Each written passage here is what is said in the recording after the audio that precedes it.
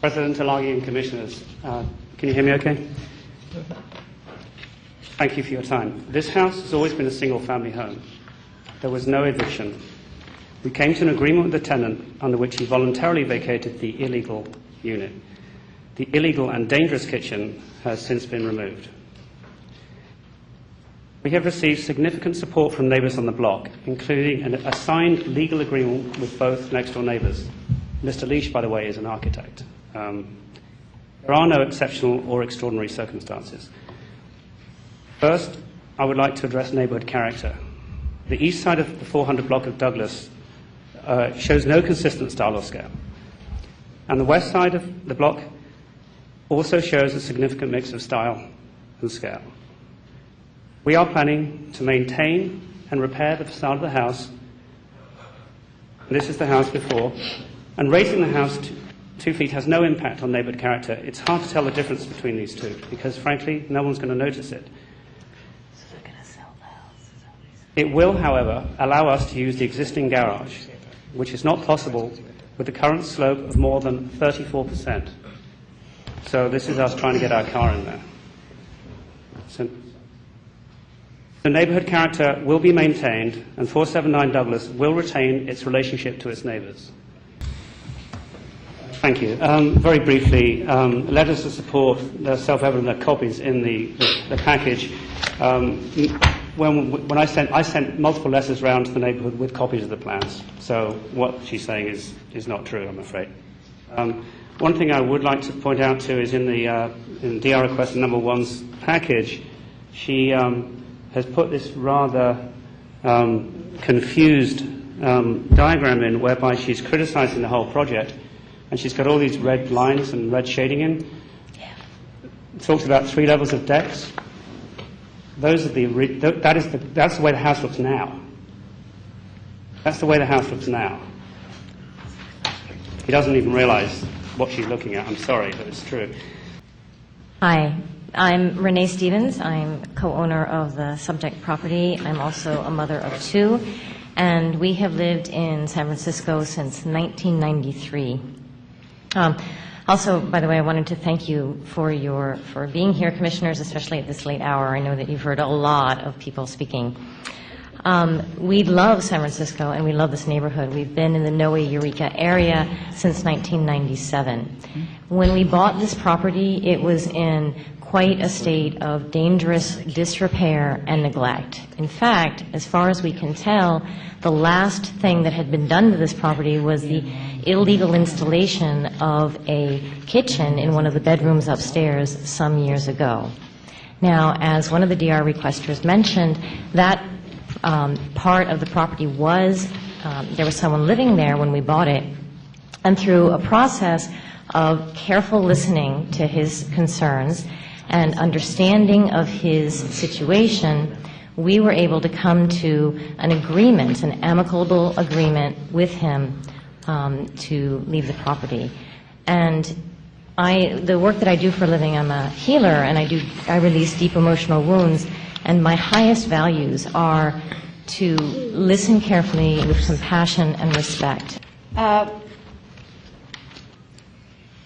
Mr. Hanamura, the 87-year-old neighbor upstairs in apartment B, had been a tenant for 40 years.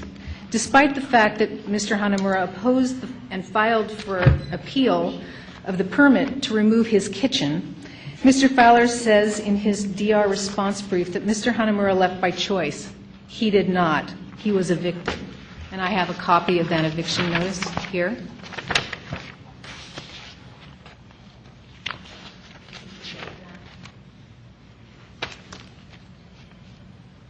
Clear enough, but it is there, and I have a copy of it for you if you'd like. What is important is this eviction was an essential first step in the expansion to building 479 Douglas, and the premises are connected as part of this. The permits are connected as part of this project. Stephen Fowler then began negotiations with neighbors via the pre-application process. He initiated the process with a meeting of select neighbors in February before the formal pre-approval meeting notice was distributed. His negotiations with neighbors began with an 80-foot deep building presented by architect of record Bill Pashlinsky. I have an image of that. which was presented more or less. The timeline's a little off. You can see the scale and go to the north and the south. And here's the building. And there's the property line.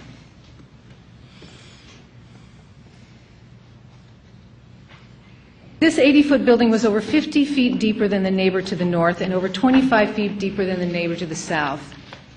The neighbors spent several months of their time and money on opposing these plans, which were not legal. Recently, Mr. Fowler admitted to having no intention to build that original building. He stated this in a meeting with Todd David, Bevan Duffy's assistant, during a period of our negotiations. So when Mr. Fowler refers to how many meetings he's had with neighbors, it's important to keep in mind it required great effort to move Mr. Fowler from a starting point that was, I quote, grossly out of scale with the neighborhood, unquote, according to the planning department. The discussions involved concessions in inches, feet, and yet to this day the drawings don't show those details. The latest plans are still excessive and has caused significant grief for the Leish's neighbors to the north. In addition to its excessive depth, it has windows looking onto his property and into his rear windows. The project currently extends 40 feet beyond Leish's rear bay window. Here is a diagram of a drawing of the effect that plan has on this house. David is 75 years old, and he is a friend. He has issues with health and has spent much of his retirement savings on legal fees to defend against the initial 80-foot building. Fatigued and defeated, he felt he had no choice but to sign an agreement of non-opposition. From the start, I believe Mr. Fowler approached this project strategically with the goal of building as far and as high as the code allowed. There are fine examples of this block, on this block, of neighbors who have built beautiful homes for their families that have not imposed on neighbors or evicted long-term tenants. We ask that the Commission listen to the concerns we present. We ask that the project be sensitive to its neighbors and the existing historical resource. We've asked the sponsor to reduce the height of the new addition in the rear and reduce... Thank you. It's the end? Yeah, Thank you very much. thanks. I would like to address the issue of the neighborhood support for the property and the plan. Here is the support letter that was actually distributed and requested signatures of. It says, please support the proposed project at 479 Douglas. We should support families who want to stay in San Francisco and wish to expand their homes. When finished, remodeled house should represent a considerable improvement. So it was a fairly vague letter that people signed in support of.